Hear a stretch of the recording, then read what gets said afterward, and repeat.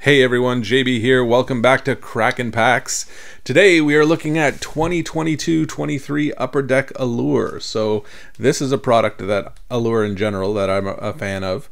In the hockey card realm, we basically have two Chromium products. We have OPC Platinum and then Upper Deck Allure. OPC Platinum is definitely the more popular of the two these days, but I really like what they're doing with Allure. I've never been a huge fan of OPC Platinum personally. I think the base cards are just a little too plain and boring for me. I like that they're adding a little bit of flair to the designs here in Allure. And the one thing I would say about Allure though is that they've never really hit on the cards that you want to chase. So you know, they've always had weird numbering schemes for their numbered cards, and they haven't really had that iconic subset that, you know, is a big chase for people. Now they do have those 16-bit cards, I guess, that are a pretty cool one. So maybe those will catch on over time. I just think each year they've made, you know, a few small changes here and there. They're headed in the right direction, and I think one day they're just going to hit it exactly, and then this set's really going to take off. And the nice thing about collecting when stuff like that happens is you kind of get some retroactive value in the older sets. You know, if 3 years from now, if the those rainbow parallels of the base cards, you know, for example, if those were to take off, the fact that they existed in these earlier years, the earlier years would gain some momentum as well. So for me, I think Allure just has not yet hit the perfect set list, but every year they just keep getting a little bit better, and one of these years I think they'll get across the line there. So for me, I'm happy to open some Allure. What we're looking for in here, it's very similar. I don't know if you guys ever collect any other sports other than hockey, but there's a lot more Chromium sets in other sports in my experience. Typically, what you're looking for is colored and numbered parallels of base cards or of subsets. A lot of times, it's the, you know, numbered to 50 and lower tend to end up being the more valuable cards in those other sports. And for hockey, we have a chance to do the same thing in these Chromium cards. I think just maybe a little bit. A little bit of effort needs to be spent figuring out exactly what that numbering scheme needs to be. So they have added a few different parallels this year that were not there in previous years. We'll see if we can pull any of those. They've also added a parallel to those rainbow cards this year, and I think that is neat because the parallel actually, I think, looks really sharp. And so that is the type of thing that maybe gains the set some traction. Anyway, so that's a little bit of a pre-ramble on my thoughts about Allure. I did like the look of the base set last year. We'll see what it looks like this year. So there you go. So right off the bat, I mean, if I'm just comparing that to OPC Platinum, which is basically just going to be a very plain Chromium card with the typical OPC photo in the middle, I think that's just a little nicer. One thing I did notice online, and you can see it here, they've made all of the base cards in Allure this kind of rainbow refractor. That is really interesting to me because typically in Chromium sets, again, not just talking about hockey, talking about any sport, that rainbow refractor is usually one thing that they make as like a more rare parallel of the base cards. So for them to just go ahead and make it, that's the base, you get the refractor in Allure. I think that's an interesting move. We'll see how it works out. All right, so that is the base. We got Anze Kopitar, Kirill Kaprizov. Here's our first parallel. I do not believe the red ones are numbered, but we'll take a look here. Red rainbow. No, I'm correct. They are not numbered. And then here is the rainbow. I was talking about this earlier, this is the rainbow parallel. So what'll happen is you have like a red to orange one, and then there'll be one that's orange to yellow, and you know, yellow to green or green to blue or whatever, and you line them all up and it makes a rainbow. So that's basically the same as last year. I do like what they've done with the color a little bit here, because it's easier to tell that that's red and orange in two different colors. I found last year the red and the orange in particular really kind of blended into each other, and it was hard to tell you were even looking at a rainbow. And then we have a very shiny, sorry, the little bit stuck to the card behind it here. Ooh, it's quite stuck actually. Sam Fajimo. I always have trouble with this guy's name. In any case, that is numbered to 35. Blue purple spectrum. Oh, you know what this is? So this is one of the rainbow cards, and this is the new numbered parallel. So I do think that's cool. I think that looks really sharp, first of all, and the fact that it's only numbered to 35 means, of course, there's only 35 rainbows you could make of this guy. So if this was like a key rookie from the set this year, or you know, a legendary legend, I think that does have some appeal, some chase value that people might be interested in. All right, so that is pack one. We kind of got a lot of the new stuff out of the way right away in pack one, so these next packs should be quicker.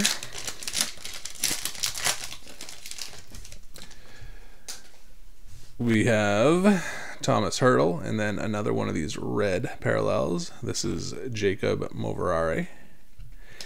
We've got a green-blue rainbow of Tage Thompson. And oh, here's our autograph. I forgot to mention at the beginning, we are guaranteed one autograph per box. So Nathan Smith is going to be ours. And it is as well. Oh, look at that. I didn't even notice. There's a patch there as well. A blue line auto jersey, numbered to 75. So that's a nice card. Again, you know, it's Nathan Smith. If this was a bigger name, that would be a bigger hit for sure. And I'm just trying to see if this was game used. No, worn though. So they did make him put on that jersey at least, even though it was not used in the game. So to me, like, that is a nice looking card. Again, if we're just judging the set based on how it looks, you can imagine if that was a player you were chasing. And I prefer that to anything you're going to find in OPC Platinum.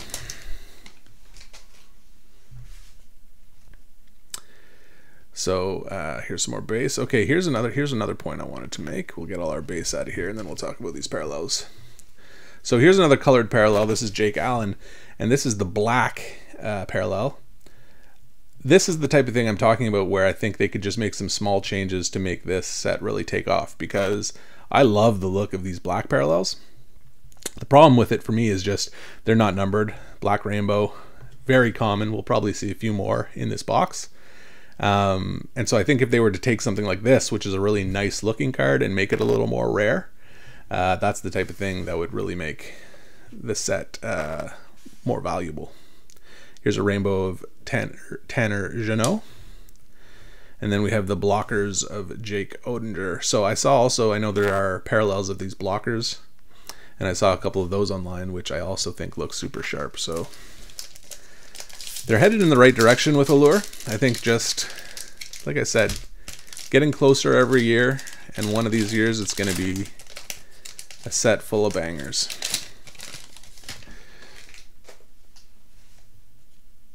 But it is already something I find very fun to open. Here's some more base. So like I said, here's another one of these black parallels, Treyfix Wolanski. We got another Bobby Brink rainbow. It doesn't say, so Bobby Brink would have been a rookie in, oh yeah, also they changed the name to Color Flow this year. I forgot to mention that, but it's the same as it was last year. They've just given it a new label. So Bobby Brink would have been a rookie in 22-23, and it doesn't mention anywhere on this rainbow though that he is a rookie, so that's interesting. Here's a new parallel, Runways, We have Sharangovich. This is another area where I think they could just hit the right new insert type to add some value. I'm not sure Runways is the one that's going to draw people in. Here's a rookie Declan Chisholm. But, you know, they keep trying. Every year they release a new set of inserts, and all it takes is for one of them to be super popular.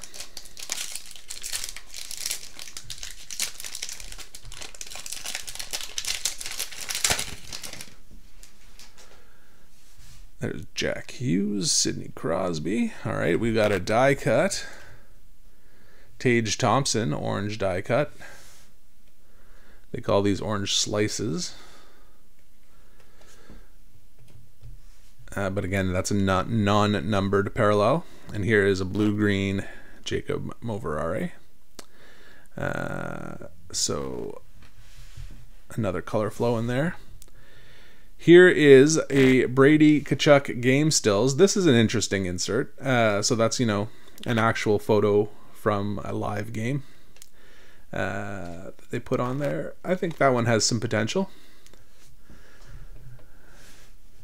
Then we got some more base, Jack Quinn, Freddie Anderson, and Sam Bennett.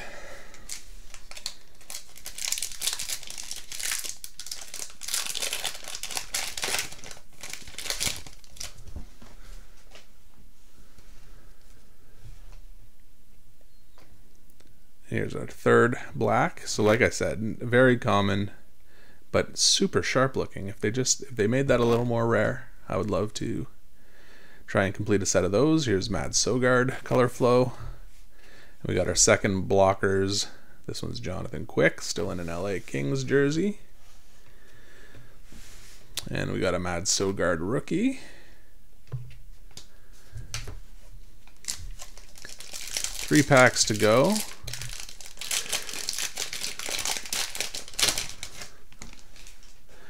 The other thing, though, it also, I mean, this set is a lot cheaper than OPC Platinum 2, which to me, like, I mean, I prefer it even if they were the same price. So here we are, Dylan Larkin, black. We've got a Kochetkov color flow. And here's an iced out. This is interesting. So this is not a new insert, but a very different look than what it had last year. Actually a lot less shiny, I'd say, than it was last year. Kind of, I think they went a little bit in the wrong direction with this insert. It looks a little boring to me this year. Matt Boldy, Moritz Seider, and Elias Pettersson. All right, last two packs. Would love to get one of those 16-bit cards to show you what those look like, but those are very rare, so unlikely. Here's a black rookie, Mark McLaughlin. We got a yellow-green Owen Power color flow. Big new contract for Owen Power. And here is another die cut. So this is called Quartz. It's Boone Jenner. Pretty plain looking again with that insert though, so not sure if that's the one for me. And then we have, here's a base Nathan Smith to go along with his autograph. Actually, just noticed that's the same photo. So yeah, this is just purely a parallel of his base card. Brad Marchand and Matthew Barzal. All right, last pack of 22-23 Upper Deck Allure.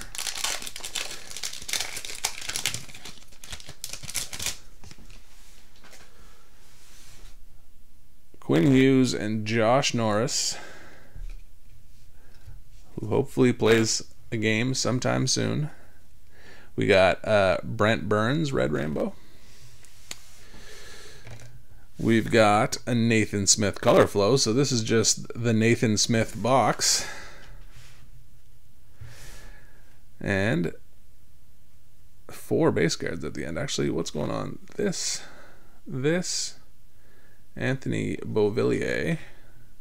There you go. I knew it had to be a parallel because it is actually not refractive like the base cards. So they're calling this steel. That's really funny.